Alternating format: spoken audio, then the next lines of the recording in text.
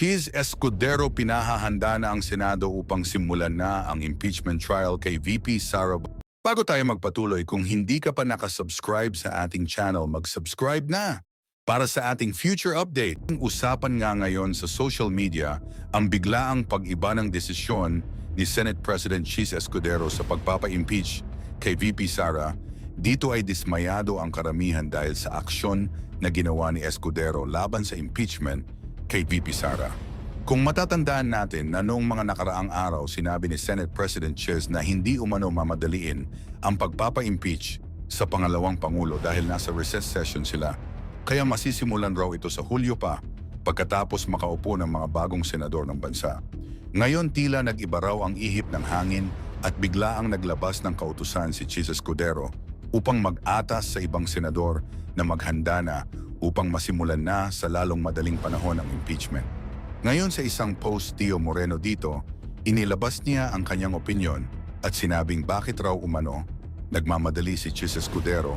Baka raw na pressure ito sa utos ng First Lady o baka naman rin raw atat na itong maging pangalawang Pangulo.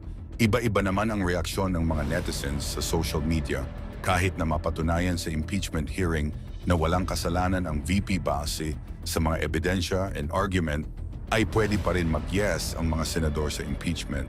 Kahit nakatapusan na ng political career nila, ay secured naman ang retirement nila at ng pamilya nila sa susunod na mga henerasyon. Pero pwede pa rin naman nilang piliin ang tama. Tandaan nyo na nakamasid ang taong bayan sa galaw nyo. Cheese initially stood firmly against rushing the impeachment, promising to revisit it in June.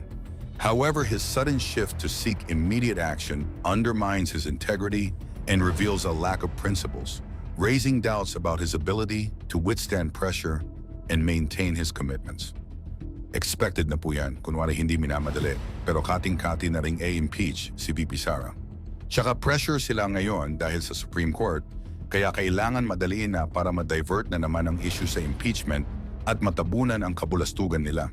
Natakot sila sa panawagan ni Digong na iboto lahat ng PDP para hindi matuloy ang impeachment kay Inday, kaya bago mag-election dapat ma-impeach na siya. Gusto kasi nilang magwala ang taong bayan. Tingnan natin kung kakayanin nyo ang galit ng taong bayan pag nagkataon na i-impeach nyo si VP Sara. Nagmamadali na at unti-unti nang nabubuking ang mga ginagawa gaya sa PhilHealth at need ulit malibang ang tao. Samantala, meron din naman positibong komento patungkol rito, Anya. On the other hand, mas mapapadali ang pagpapawalang sala kay Vice Presidente Sara. Hopefully, meron din naman nagsabi na kung sakali ay ma-impeach talaga si VP Sara, ay may posibilidad na ang kanilang ipalit sa pagtakbo bilang Pangulo ay ang mga anak ni Pangulong Duterte.